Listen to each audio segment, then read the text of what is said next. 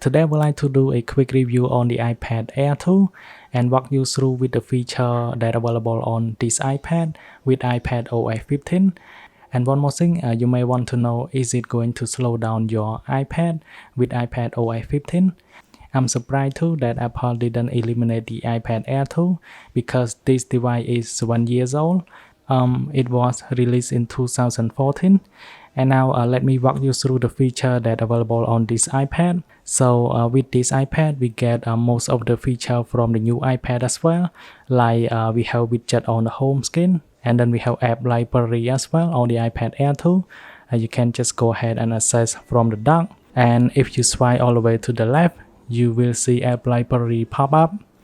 And one more thing is the new redesign on Safari, and you get a sidebar just like the new iPad as well. And now let's talk about the performance.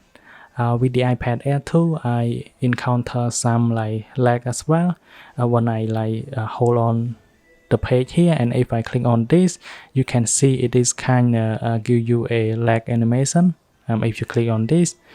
But change page organize the page is okay, and I'm very surprised too that Apple still keep this feature on the older iPad like this.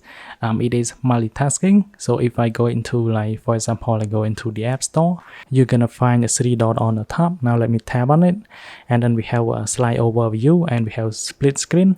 And now let me show you split screen first. I can go ahead and select on reminder, and you can see we have app side by side. Or I can just go ahead and use slide over as well. And now we have App Store running on the top of reminder, just like that. And we can also change the app if you like. For example, I can just go ahead and go back into split screen. And now I can just pull down here, and I should be able to change the app that I want to run in split screen. Let me go ahead and go into context, and just like that. And it is working just fine on the older iPad like this. But what I am disappointed about iPadOS 15 on this older iPad, if you have the iPad Air with 16GB, I think you cannot use it because you cannot install high graphic game or a big game 2 to 3GB. Like S9, it is about 2GB and a half. And if you go ahead and check in my storage here, this is the iPad Air 2 with only 16GB. Now if I go into the iPad storage, and now if I go into about here, you can see I have only 2.32GB left, which means if I want to install high graphic game, it doesn't work because the storage is almost full. iPadOS 15 take a ton of storage on my older iPad here, and it is very disappointed. You can see I cannot install this game because the storage is full, you can see here. So I think you can only use Facebook, Messenger, or small social media like Instagram or stuff like that. And if you want to have more games, I don't think you can do it. Now finally, let's go ahead and see the GeekBench Score.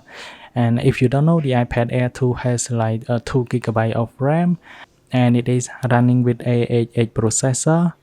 And now let's go ahead and take a look on the GeekBench Score that I have tested before. So on single score we have 386, and on multi-core we have 10,073. For my final thought, should you install iPadOS 15 on your iPad Air 2? My answer is yes, if you have 64GB or 128GB iPad Air 2 and you want to try out the new feature from iPadOS 15. But if you have only 16GB of iPad Air 2, I don't think you should update to this version because it takes a ton of storage. After I install iPadOS 15, I don't have any storage left, just 2GB. And for 2GB, you can only install small game. But if you prefer to run S9 or PUBG, I don't think you can do it. And thanks for watching. Then I will see you guys in the next one.